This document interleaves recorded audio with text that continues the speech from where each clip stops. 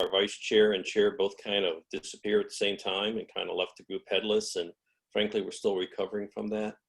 And now with the pandemic, it makes it a little more challenging, but what we're trying to do is the trends seem to be nobody liked dinner meetings, nobody liked technical presentations. And so we're trying to think of alternative events and recognizing a lot of people who are interested in doing everything online. Hey, we're kind of forced into that mode now. So let's figure out how to do it and how to attract people and how to get good at it. So try to make a positive out of all this mess. So that's where we are. And I've got my vice chair, Scott Fouse, online. I've got another, I think I saw briefly, let's see if I can find them. Looks like we're getting people. I saw Aiden Branger, sorry. Yep. He's another local member. There may be some other people. We kind of spread the word here locally. See if we might have a few from Phoenix jump on just to see what's going on. So that's the story here. All right, great, thanks. I'll introduce myself quickly. My name is Brett Cornick. I am a member of the Los Angeles section. I'm actually just recently starting to get more involved in the section, hosting events like this. I had a short speaking section in our last e-town hall that we had. I started to get more active because, you know, like many people, the coronavirus disrupted my my work plans a bit, so I've had a bit more time on my hands. So why not use it productively doing something like this? I graduated with my master's degree in material science from UCLA in 2018, so I'm still fairly early career. But do you want to give an introduction too? So Brett, who do you work for? I currently am in between positions. I have a 60-day work contract that I'm on right now, and then they're going to reevaluate their position at the end of that. It's a small startup. It's a materials startup called Nano. Mm-hmm. What's that? They're called Nano Armor. Right now, okay. working on some SBIR work with Naval Research Laboratories. Excellent. Ken, do you want to introduce yourself? Oh, it looks like he's on the phone. He's on the phone, yeah. All right. Hey. There's two presents in here, so. Yeah, great. Well, so just kind of kick off then. The way we did this last time, it was just, you know, open for anyone to chime in, tell stories, you know, tips, tricks, what they're doing, whatnot, anything interesting they read in the news recently. You know, just an opportunity for everyone to just connect and still say hi to people that aren't their immediate family or roommates, you know, that the only people they've seen the past month or so. So I was going to start an interesting story that I read recently regarding Earth Day, since Earth Day was this last week. It was this story that really claims that a lot of the conservation efforts and Earth Day itself and the EPA formation was all inspired actually by a lot of the photographs that were taken on the Apollo 8 mission. You know, some of the very famous ones like the Earthrise photo that was taken. You know, just really gives a glimpse back to our whole planet, and it was a lot of that imagery and a lot of you know, those skills that inspired people to care more. 2 years later, Earth Day became an actual day in the United States, and the EPA was formed. So I just thought it was interesting how, you know, all of the exploration beyond Earth is kind of what inspired the reflection on sustainability and Earth Day here on Earth. I thought it was a cool story. Does anyone else Didn't know about that. Else Earth Day related or sustainability related? Any interesting stories, interesting tidbits you have, or even past experiences, you know, from any of the experienced folks on the line?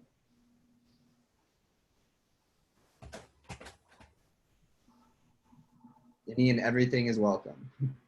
I'll throw something out there.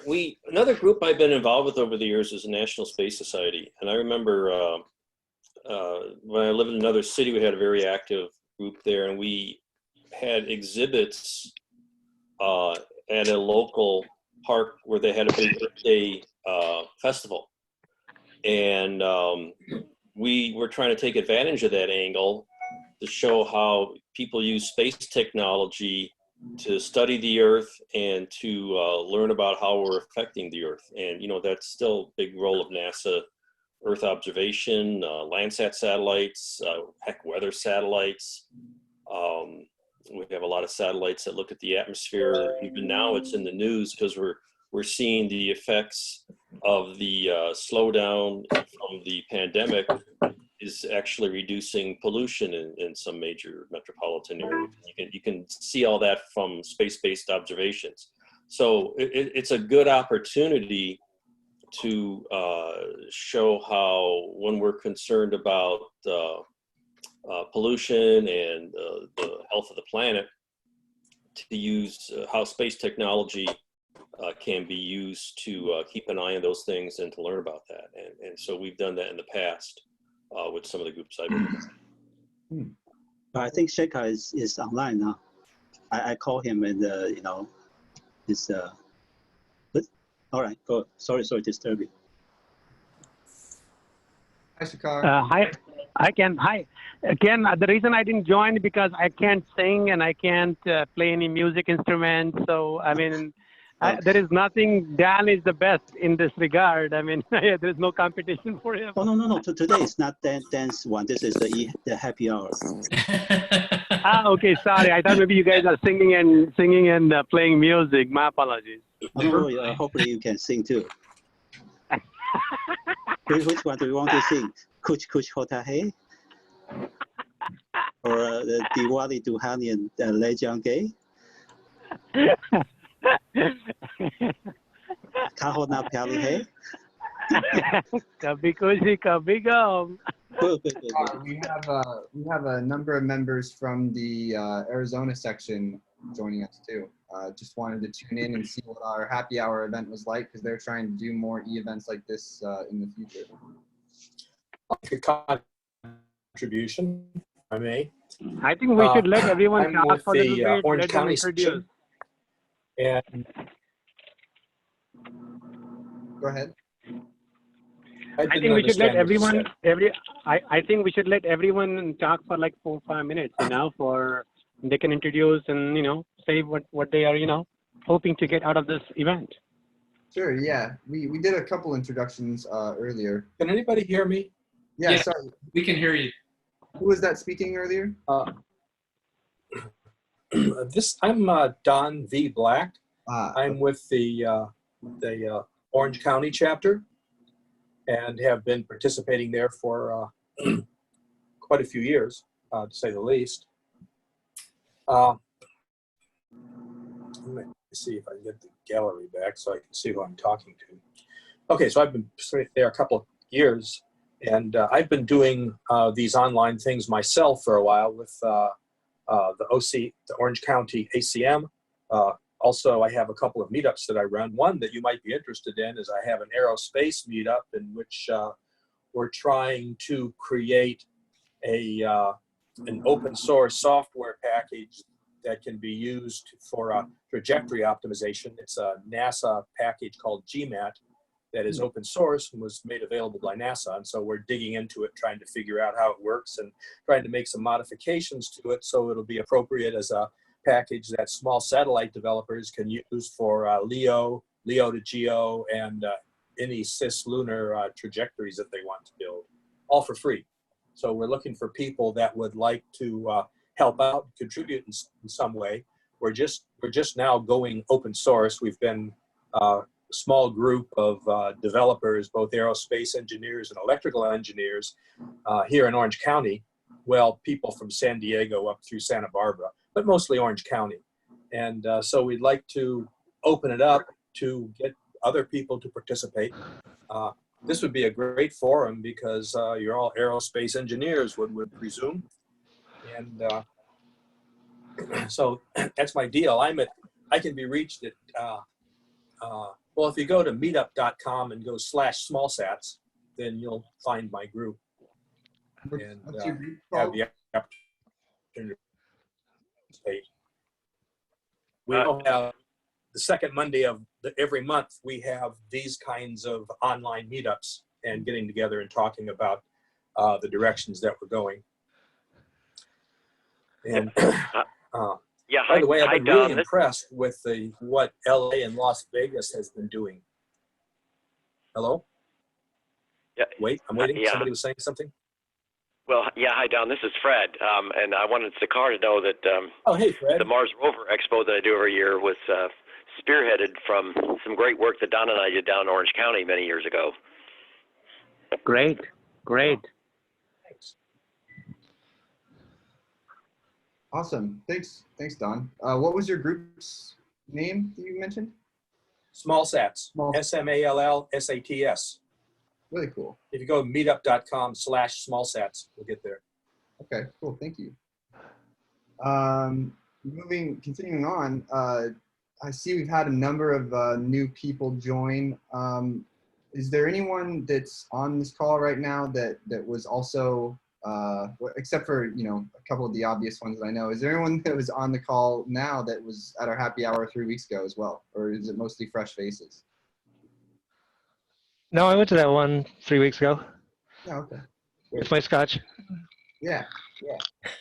So 3 weeks ago, we were still kind of all new to the work from home. Our lives are completely disrupted stage. Now I think we've probably all acclimated to it a little bit more, or at least our workflows have adjusted to it.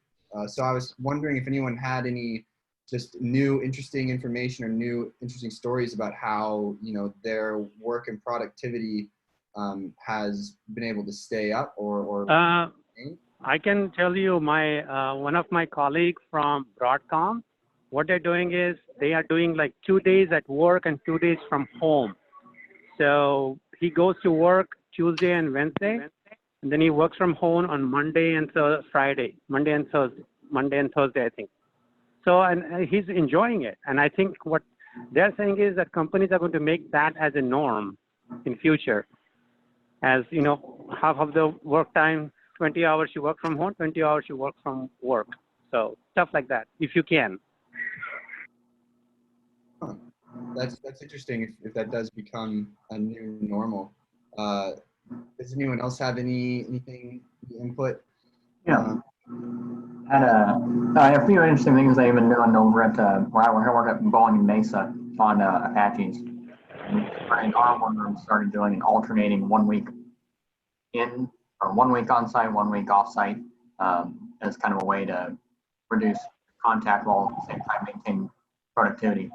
I had someone I know in the work group immediately mentioned how much more he was able to get done because he was not interrupted nearly as often by people walking up and asking him questions, so on.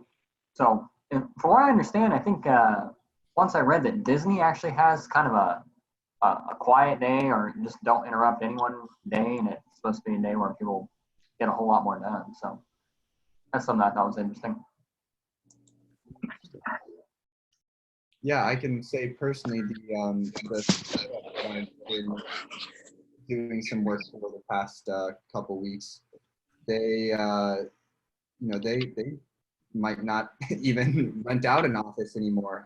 They currently have a lease an office in Culver City, but a lot of their work has not really changed from coronavirus, other than that they were doing mobile meetings virtually. They're reevaluating whether or not it's even worth paying for an office lease as opposed to just getting a roof space once every couple weeks. My daughter works for GoDaddy, and she believes she has been significantly more productive over the last month, and that's actually quite interesting because she's balancing time with childcare, and but it's just the lack of meetings has actually helped a lot. And I heard a new term. A professor at ASU was telling me she just came out of Zell, which he referred to as Zoom hell. Which Because everything's on Zoom these days. This is Aggie. I work with the National Space Society, and we're actually taking the event we would have done at the end of May live online this year for the first time. And I think a lot of folks are doing that because we just can't do live events right now. So we're finding ways to do them online, which is kind of interesting. Yeah, one of the things we had talked about 3 weeks ago is how many different professional conferences are still carrying out that they're going to try and do, which I think is very interesting. Only we're not going to try to do it through Zoom because Zoom just doesn't, it's great for meetings, it's great for things like this, but it does not work for conferences. I've tried and there's all kinds of issues with it. Although I'm a huge admirer of Zoom, but it's got some drawbacks. I'm curious what platform you will use for that. Well, I've got a platform that I've actually been involved with for a couple of years, and it's just a coincidence. And I do a lot of live events. We do a lot of live streaming. So I've been involved in the development of a platform called E360 TV, and we are taking that live. It was always just broadcast shows and films and stuff, and now we've started a live portion of it partially because of what's going on.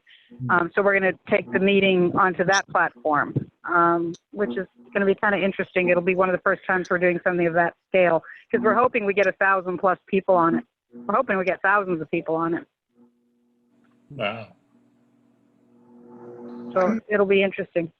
I'm curious, I want to ask a question, see what people's thoughts are. Do you think that businesses decide after, the main part of this outbreak is finished, if businesses decide that they can still be functional online and mostly remotely, do you think that it alienates any particular employees, or do you think there's anyone that is negatively affected, especially by doing this? I mean, it's like asking your workforce to suddenly make a pretty big change. I'm wondering if anyone has any thoughts on that. I read a study that they just sort of a small study that they did and found out people are actually finding out they're almost more productive at home or are more productive at home than they were in an office environment. Because they're not commuting, they're not spending the time in traffic. There's so many other things. So I think it depends a lot on the nature of the business. Mm-hmm. But in the event business, because we've had to bounce we've canceled about 10 events, and so some of those have gone into other formats. And I think people are going to find, especially because large live events, it's going to be a good year before they come back. Smaller ones will come back a lot faster, but the bigger ones with thousands of people, they're not going to put thousands of people into an environment that's risky. And so they're finding other ways of doing it. And it's interesting because they're finding a couple of shows actually made a lot more money because they didn't have a live portion and they did it all online. So they kind of looked at that and went, hey, wait a minute, we still had sponsors. We could promote the sponsors. We could get a big audience and we made more money. Mm-hmm. Different business model. So totally different business model. I actually think it'll be both dependent on the business, whether how effectively they can conduct business with a kind of distributed workforce, and also on the individuals, is how they work. And I think if companies are smart, they won't just flip the switch, but they'll find a hybrid approach.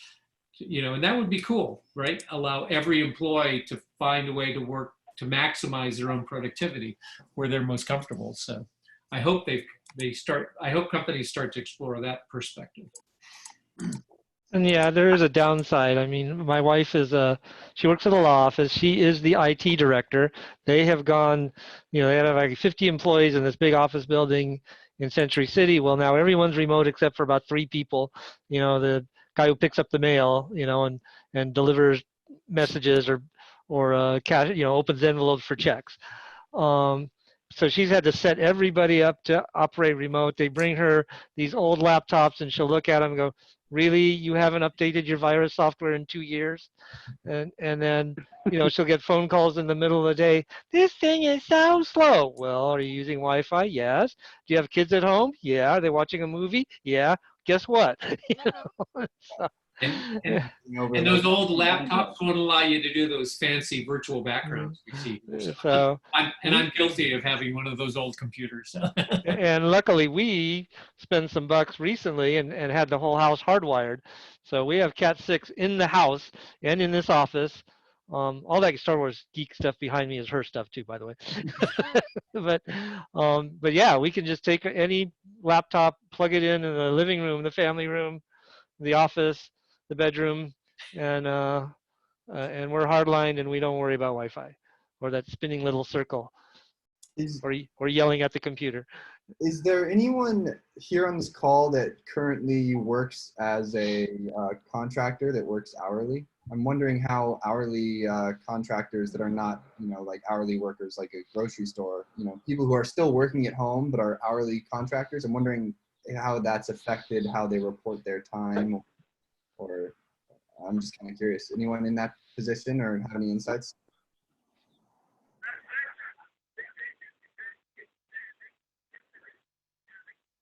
I guess not. All right. Anyone have any thoughts on maybe what could be done? Say the workforce moves to be more dispersed, more remote. How will that affect reporting of hours for contractors?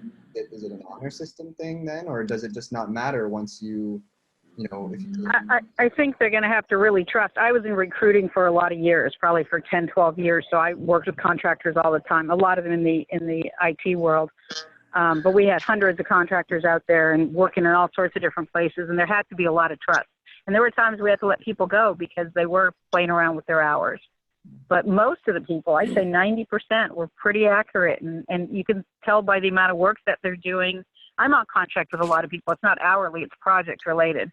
And I think you can tell quite often. Some people are really, really fast, so that's a little bit tougher. So it just really depends what they're doing. But I have a brother-in-law who works for Google, and he's been there for years and years and years. But they have a lot of contractors, and they put them all. They took them all out of the office weeks before anybody else did. And he said it's really interesting watching the patterns, and so many people have gotten used to it that Google is going to end up with a workforce that's going to be half home and half off location anyway, off their main location. But they've always trusted people a lot. And I think that trust is going to become even more important. But that in a commercial environment, it's much easier to just simply say, you don't have to track hours. You just kind of give them tasks and say, here's what I expect you to do in your time. But if you're a federal contractor, the way they are trying to audit every hour you work. It's just because of the federal acquisition system. And I think that will be a challenge. I think Brett, the question you asked, I think right now everyone's trying to be a little bit more resilient about it. But I'm willing to bet if this continues for a long time, that's going to be an issue, which is how do you train managers to more effectively ensure that the people are reporting accurately the time they spend? Well, I don't think it's the time so much as the productivity. And what the manager's role is to watch the productivity of the people that he's responsible for and to ensure that if they hit a roadblock, that he can help them through it. Or where hours really come in handy, at least for me, is to be able to determine whether or not I've overloaded somebody. I've given him too much work to do. Or I've given him a job that he's just not well suited for. And in which case, then you would take that task and either break it up or hand off a portion of it to someone else and give him something that is more appropriate to his skill set. So I don't disagree at all. I think that perspective is exactly the right perspective. But when you're in an aerospace environment, I mean, it's people come in and audit time cards, and it's not the right. That's one of the challenges we have right now with the aerospace sector versus the commercial sector. The aerospace sector everybody has to fill out a time card, and you don't have to do that in other sectors. But I agree with your sentiment. I wish we were able to do more of that in the aerospace sector. Thanks, guys. That's the virtue of not having gone to Harvard, I think.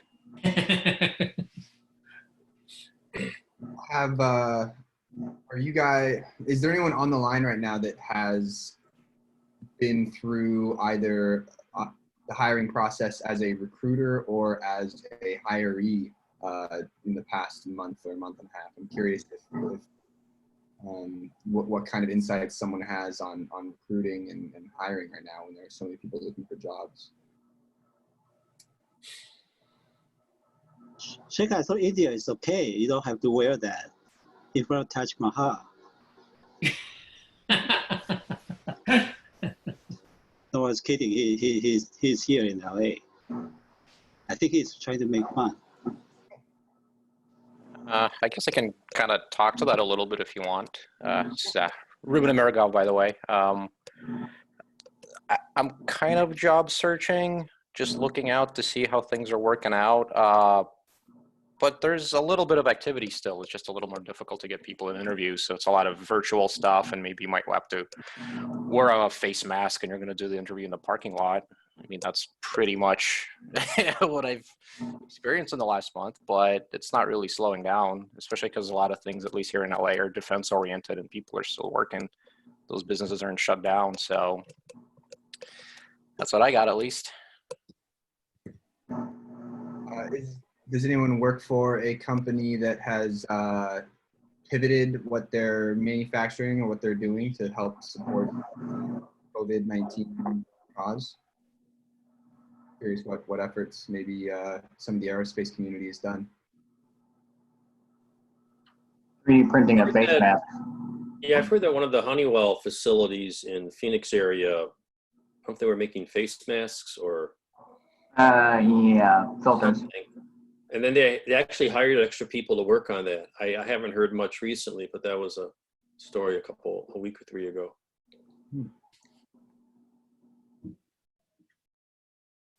A small company I know my son works for, actually, in Boston, one of the employees created a 3D printed widget to help, would allow somebody to very quickly sew a face mask. And he put that out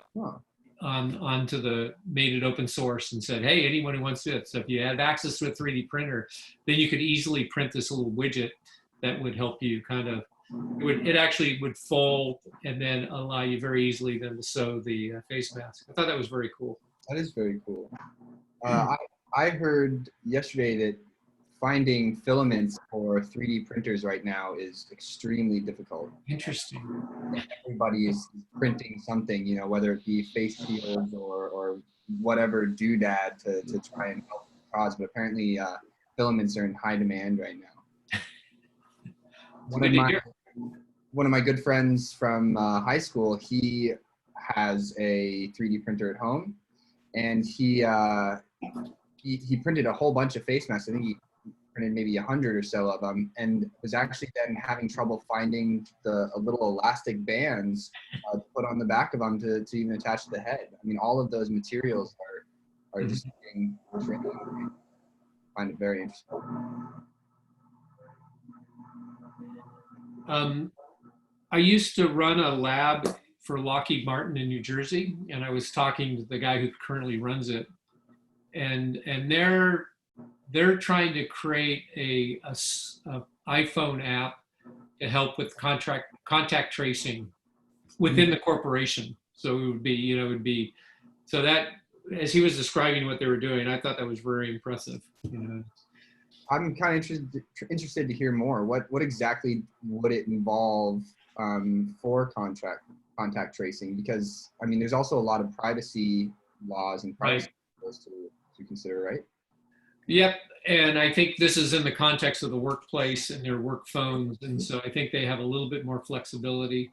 And I think it's along the lines of what Google and Apple are trying to do, but it felt like the way he was describing it, it was more likely to be successful in the context of the workplace and using that to find out if there if they're seeing examples of spread in the workplace.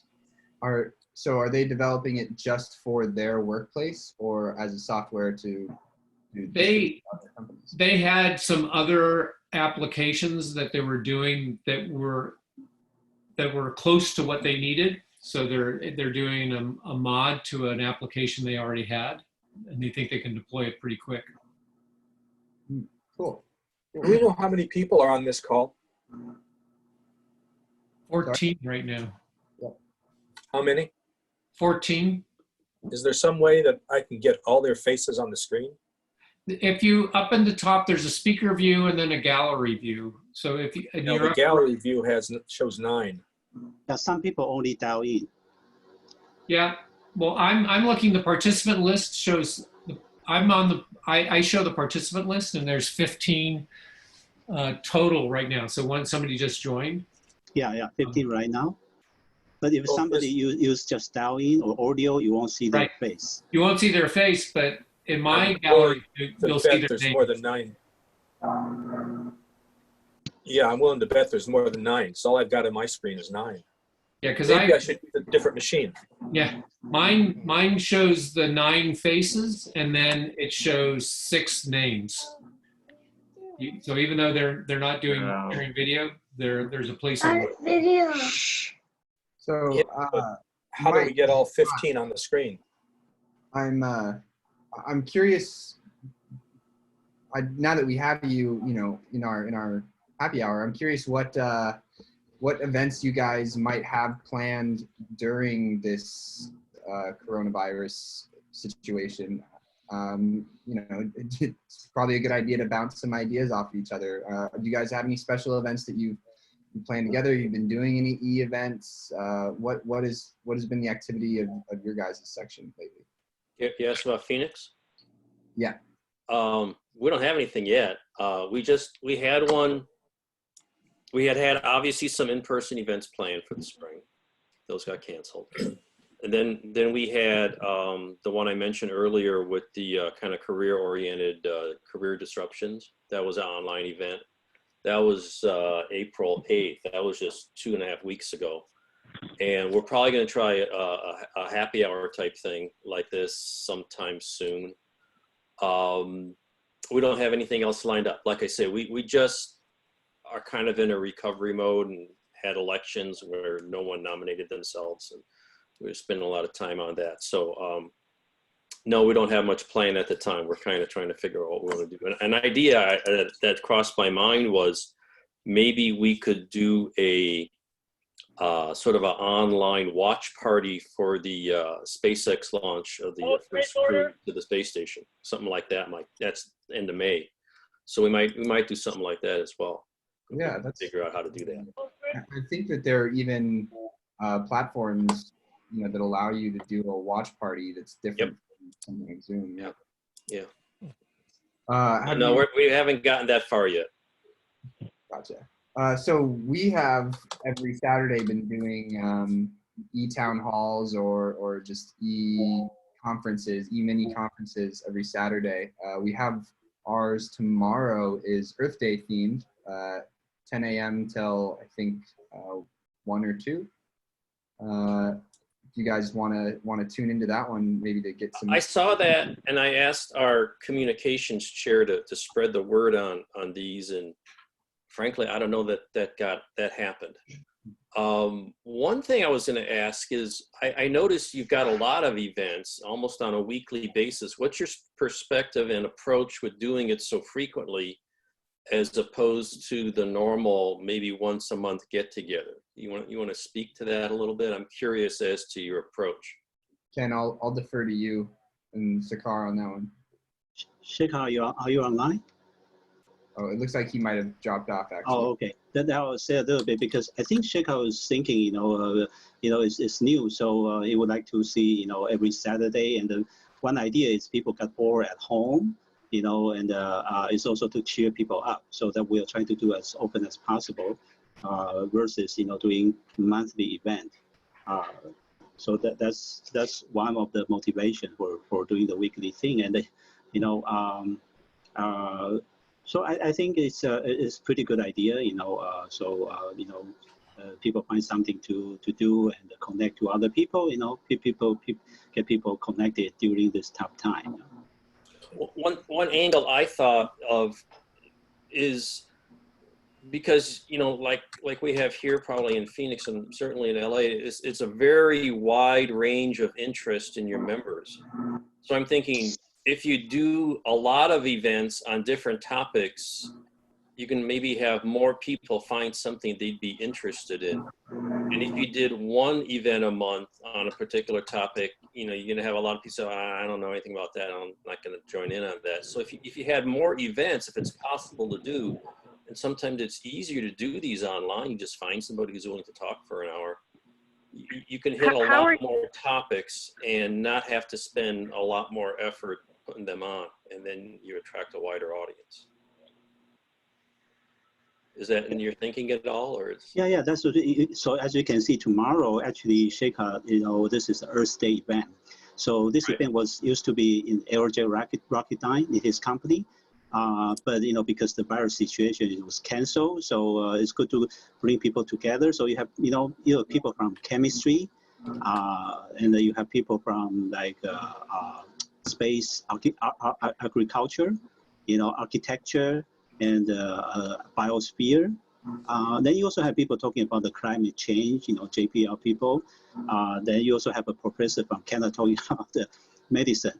He's developing the new immuno antigen, you know, medicine for the virus. So indeed, you are right, Mike. You know, trying to hit different kind of audience. So then you see that it's different kind of mixture, and they even have nuclear power people. You know, tomorrow. So the next week we have the Space Force, and we have the Mars 2020. And the May 9th, we have this, is a rocket scientist, and she changed now doing the inspirational talk. Is to help career, you know, for people building up the confidence and career. And the May 16th, we have the AIAA fellow, Dan Raymer, is going to do a talent show. You know, people, that's what Sheikha was talking about. People are singing, you know, dancing, those things, reading poetry. And May 23rd, we have a couple of authors is going to talk about, you know, we are going to send out the notice, but basically it's going to talk about what you're saying, you know, May 27th, the SpaceX launch. But they are, you know, not from that, you know, they are from, you know, like a historic, you know, perspective. You know, a group of authors, book authors. You know, there's different kind of people. Then we also have, a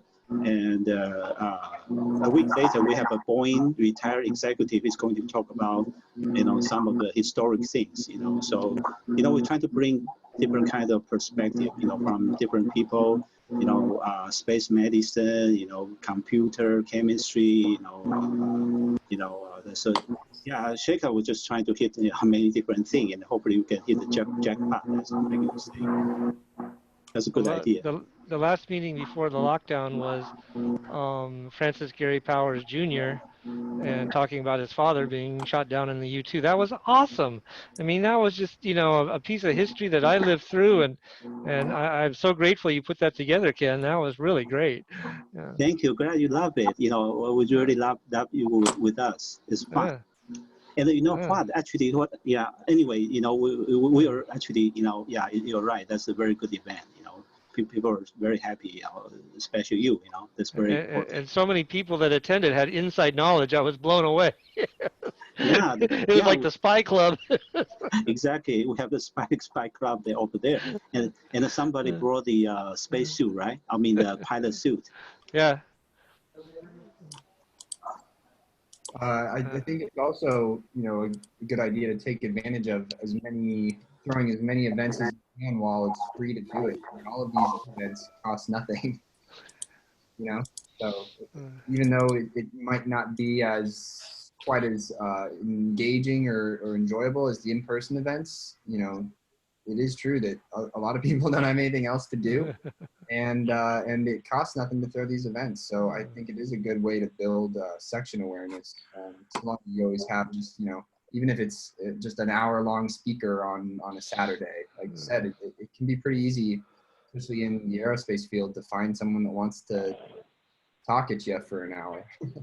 Yeah, which is the question, how do you find enough people to do something every week? Because quite honestly, we have trouble finding people to do something once every month or two. So, you know, how do you find people that frequently? I think that's have to thank to our AIAA people. We have a community, all the professionals. So we constantly, you know, reaching out to them, and they will approach and say, hey, this is a good possibility, and then we'll try to work it out. So sometimes we are lucky.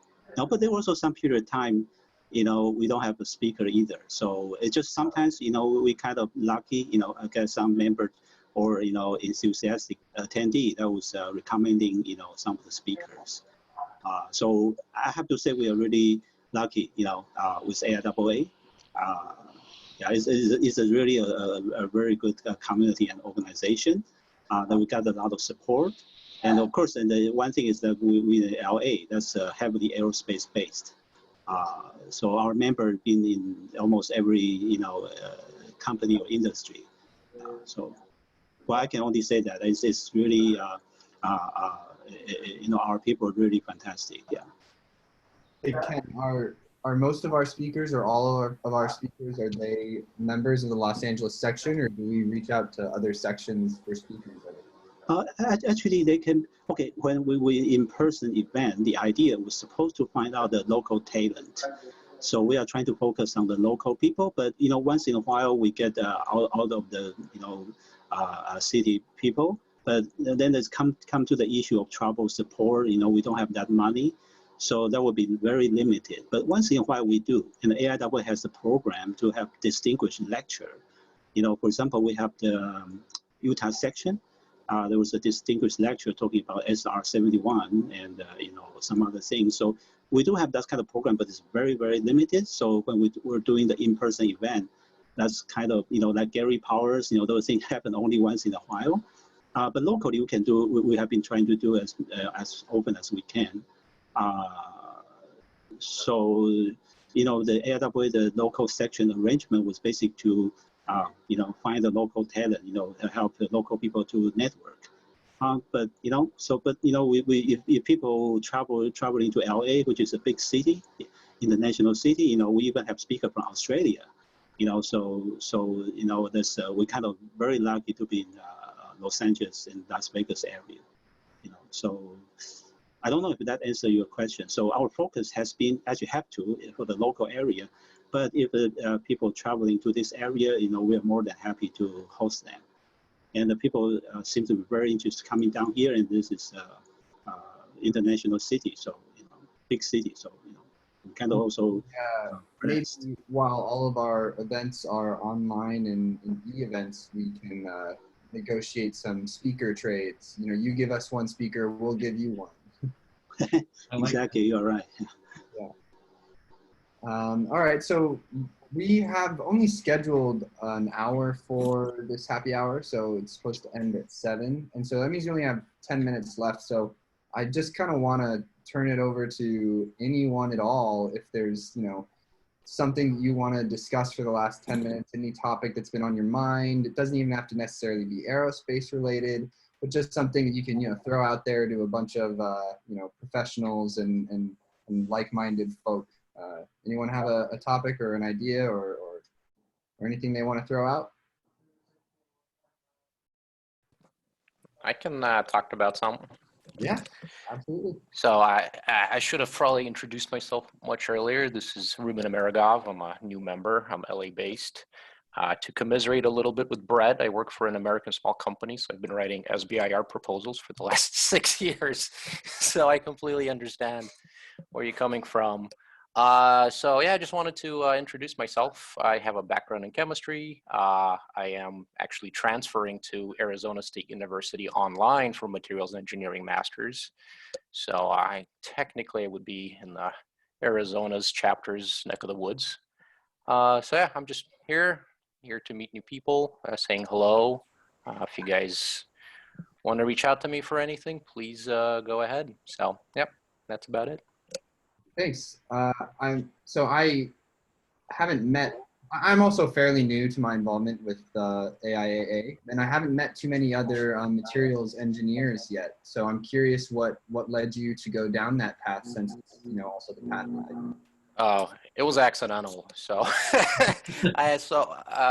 when I got my degree in chemistry from Cal Poly, and this was like 2012, in LA, if you're a chemist, you're either a quality chemist or you can make paints and coatings. We still kind of have that industry out here. So I ended up making epoxy floors, and that wasn't paying at all, like well enough. So I found my company. We specialize in high temperature ceramics, and we sell to aerospace and defense and nuclear. And our claim to fame is polymers to ceramics. It was easy for me to, insert myself that way. So, 8 years later after graduating, here I am being a material science person and, deciding to go back to school and pursue a master's, things like that. So it was not planned at all, but just kind of fate. We should chat after this, because the SBIR that the company that I'm with right now is working on, it's to make ceramic parts for hypersonic vehicles, particularly leading edges, and they're using a pre-ceramic polymer resin to make these parts. So it's pretty similar. Interesting. I've been there. Sure. Yeah. If you want to connect after. Yeah, I can totally talk about it. We do quite a bit of work in that area, I guess, just hypersonics. So sure, I'll stick around. Brett, sorry, because Barry was incidentally muted, so he might have quite some to say. Barry, could you? Hey? Oh, there, I'm unmuted. Yeah, this is Barry, and I was just wanting to pipe in at a few points during the podcast, and then, I don't know how to start my video. How do I start that? No, it's okay. I'm on an whoops. I see you. Okay, I'm on an iPod, and it has some limited capabilities, I think. But anyway, I know there was a meeting about 2 weeks ago or a week ago, and I'd kind of introduced myself. Maybe I'll just say this as a couple of comments. One of the comments I had some time ago during this video, you were talking about all the ethics, and I think at my prior company, they spent a lot of money on ethics, and they spent a lot of money on getting people to work together. So one of the things that came to my mind when everyone was talking about that was that the people in HR and management, there's a lot of work for them to do, I think. Many millions of dollars are probably going to be spent in terms of trying to figure out how to make remote meetings possible. We probably don't have time for any more discussion on that. I just thought I'd throw it out just because there's going to be a lot of money that's going to have to be invested. And off the top of my head, I forgot what my other topic was, but I'll just say that I think that these meetings, these e-town halls and happy hours are a really, really good idea, especially now because everybody's disoriented. Many people are spending a lot of time alone, and it's really good, I think, just to have a little bit of professional corroboration and some online discussions, and just bring things out where people have a venue to interact with other professionals, rather than the dog or their kids or spouse. So for right now, I'll just leave it at that. I wish I could have piped in earlier, but it's too late, I think. Thanks, Barry. I'm bringing up the subject of kids. I'm curious, does anyone on the line have young kids at home right now? And I'm wondering, what are you telling them, and how much are they understanding about what's going on?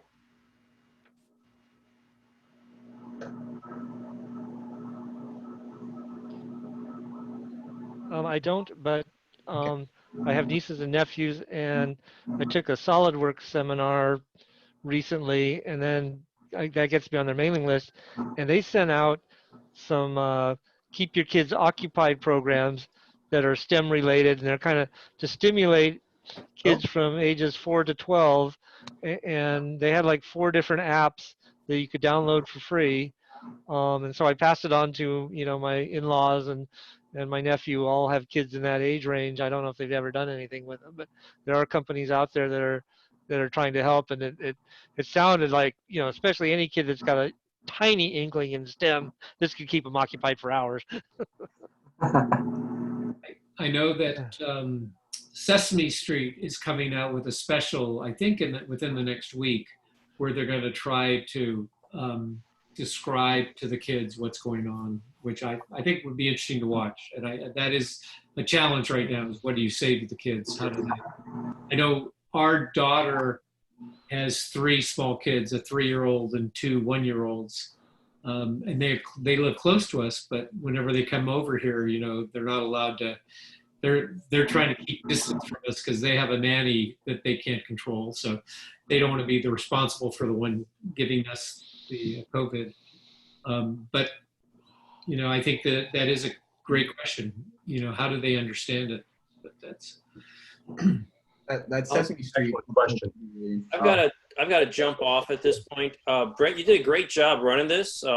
Really good directing and managing the discussions and bringing up some good topics. So we're inspired here in Phoenix with some great ideas on how to do one of these. And I'm sure some of us will be joining the LA Las Vegas section online events off in the future. But I've got to take off now. Again, good night, everybody, and stay healthy out there. Take care. Bye, Mike. Hey, Mike. On the subject of children, I live in a small community that is it's a gated community, and you know, with on the cul-de-sac, it's all brick, and the kids and the parents have been letting their kids out to play with other kids. The kids have masks on, and they know not to get within 6 feet of the other children, except for their own siblings. So it's been quite interesting, as opposed to putting the fear of God in when they go out, stay away from the neighbors, which I didn't like at all for obvious reasons. Stay away from the crazy man next door. Right. They've been really happy running around. They're just children. They're playing. They're having fun. Yeah.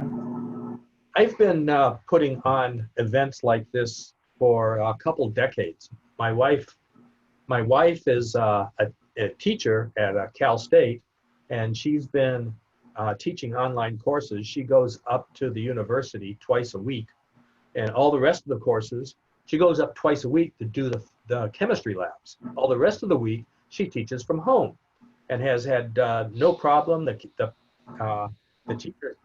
students love the course. The students come from as far away as UCLA. I'm in Southern Orange County. They come from as far away as UCLA to participate in her course.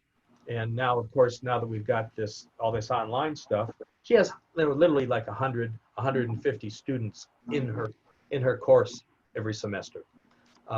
So it's really quite effective. She's worked out a lot of the problems. She uses a technology called Blackboard that allows her to give tests and set timers on tests, and there's some kind of tools like that. But mostly what she does is she makes recordings live with the students, and then puts the recordings online so that the students can. That is nothing more wonderful than being able to pause a course and rewind it to see what it was they really said. I love YouTube and Coursera and edX and all that for those very reasons. But as far as putting on these things, like I said, I used to be chair of a number of the professional societies here in Orange County, like the Computer Society and the ACM. And we used to put on events in person, and there was never a problem with getting someone to speak. Everybody wants to speak. Yeah. Every CEO, every president, every chief engineer of every high-tech company in Orange County, they want to be up on stage. They want to talk about their company and their products and what they've accomplished. And I really had to guide them so that you can't talk about your product. You can talk about your product as an example of a set of products, and you have to mention the competition, but you're not up there to sell your product. And so they've all been very happy with that. It's been great. And I've been sensitive to the needs of all my geeky, nerdy friends to be able to talk with other geeks and nerds. So I've been putting on Monday, Wednesday, Friday events where we can get on. Like Friday, I think, is about physics, because I got physics friends. And Monday is our small sats deal, because we have that small sats thing one day a month. Every other Saturday, we have my company, the Small Sats group has a meeting online for about 4 hours. And I haven't noticed like any difference except that I don't have to put out coffee and cookies on Saturday anymore. So everything else is, it's great. You know, what pandemic? I haven't, that hasn't occurred in my life. So if anybody would like to participate, well, go to Small Sats and you can, you know, post me a note, and I can, you know, invite you to some of the other events. I've invited. I do have a problem. I invited last week. I sent out a message via meetups to all of the 2,500 ACM members in Orange County, and 4 showed up. So I'm really impressed. You know, how'd you get this many people to show up, Brett? What did you do? Must be just the riveting conversation. It's all of you guys. It's knowing that people like you will be joining, and that's why people come. Get the right core group of people, and just kind of organically you start to get other people who are attracted to that. So I think a core group is really what you need, and then there may or may not be growth off of that. My 2 cents. Yeah, I've got another mail list of electrical engineers that's about 10,000. I've been afraid to send anything out to that because, you know, I think I'd be overwhelmed. Well, I think it also doesn't really matter how many people you have that join, so long as the people that do join, you know, are enjoying themselves and are having good conversations. You know, then it will grow on its own. It will grow organically.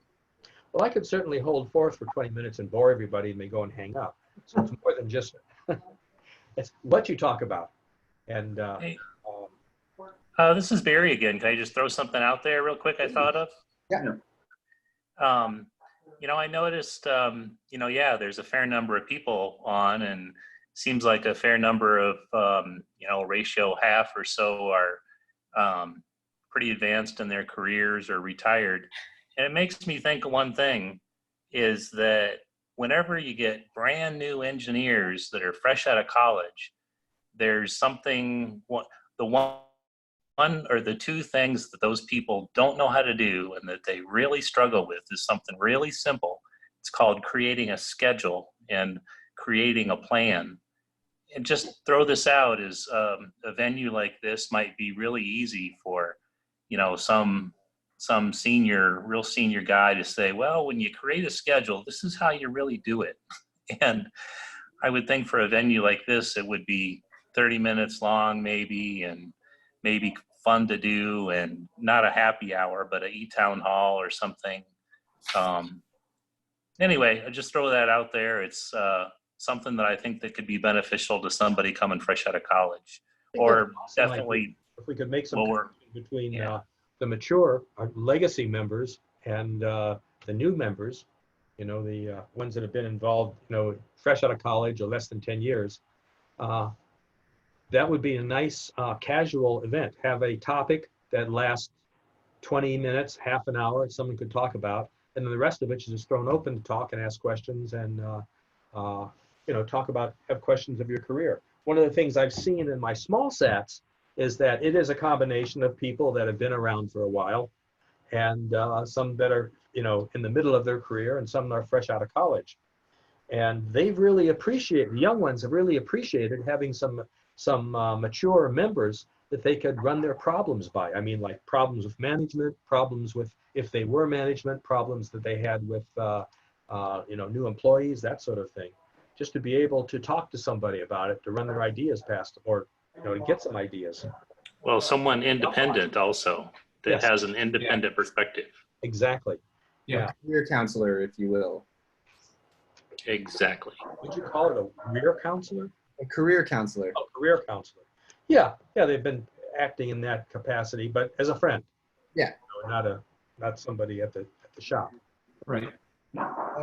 So we're 5 minutes over now. You know, there's no reason why we particularly have to end right now, other than that I have an engagement at 7:15. But I don't want my absence to stop anyone from, you know, continuing to talk, mingle, hang out. First one of these I did ran for 6 hours. It was, scheduled for an hour, but we just were BSing and having such a good time. Our wives, our respective wives had to come in and drag us away. Yeah. That's the So, sign. I have a joke then. Okay. Yeah. How is an aerospace engineer like a drug dealer? No. I hope I know the difference. Or other professions wouldn't care too much. We'll kill you over a couple of ounces.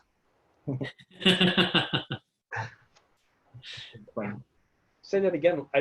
You broke up. Where other professions wouldn't care, we will kill you over a couple of ounces. Oh. With Aaron's face. That's good. I'm all for ending on a joke. Unless anyone else has anything they want to get off their chest or throw out there, I think we'll wrap it up for this week. Great job putting this on. All right, thanks for hosting. Yep. So final plug then, just tune in tomorrow at 10 a.m. for the mini town hall event that we have celebrating Earth Day. If you don't have the info for that, it should have been sent out in your last AIAA email blast. So hopefully see you all there. I think this is all wonderful. I get to go to all these meetings and I never have to leave home. Yeah, exactly. All right. Well, thanks, guys. Adios. Hey, Nice take meeting care. you. Be safe. Don't forget, small sats. Small sats. Got it. Need your help.